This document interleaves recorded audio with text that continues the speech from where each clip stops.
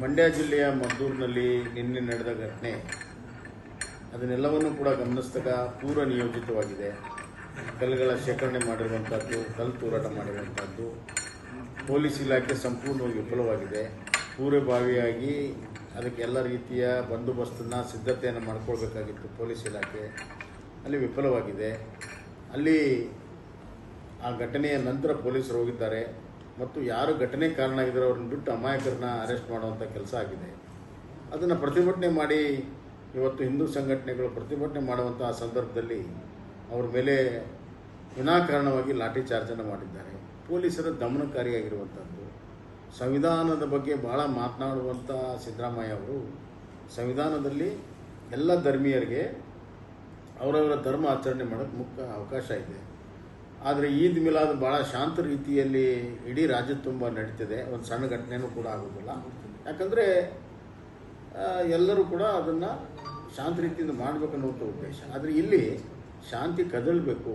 ಗಣೇಶನ ಹಬ್ಬವನ್ನು ಒಂದು ಹಿಂಸಾತ್ಮಕವಾಗಿ ಅದನ್ನು ಪರಿವರ್ತನೆ ಮಾಡಬೇಕನ್ನುವಂಥ ಹುನ್ನಾರದಿಂದ ಮಾಡಿರುವಂಥದ್ದು.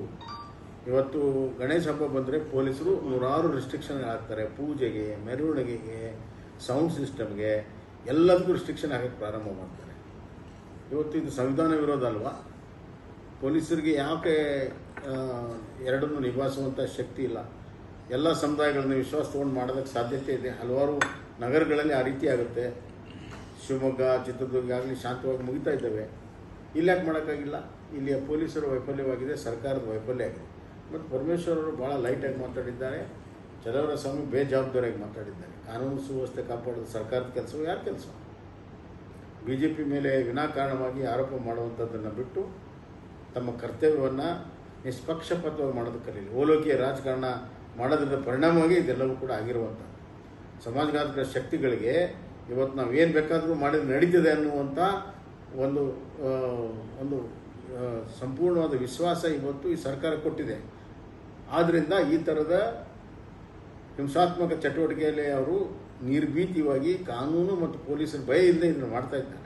ಇದು ಅತ್ಯಂತ ಖಂಡನೀಯ. ಪೊಲೀಸ್ ಆ್ಯಕ್ಷನ್ ಅತ್ಯಂತ ಖಂಡನೀಯ. ಎಂಕ್ವೈರಿ ಆಗಬೇಕು ಮತ್ತು ಎಲ್ಲ ಧರ್ಮೀಯರಿಗೆ ಆಚರಣೆ ಮಾಡೋದಕ್ಕೆ ಅವಕಾಶ ಮಾಡಿಕೊಡ್ಬೇಕು.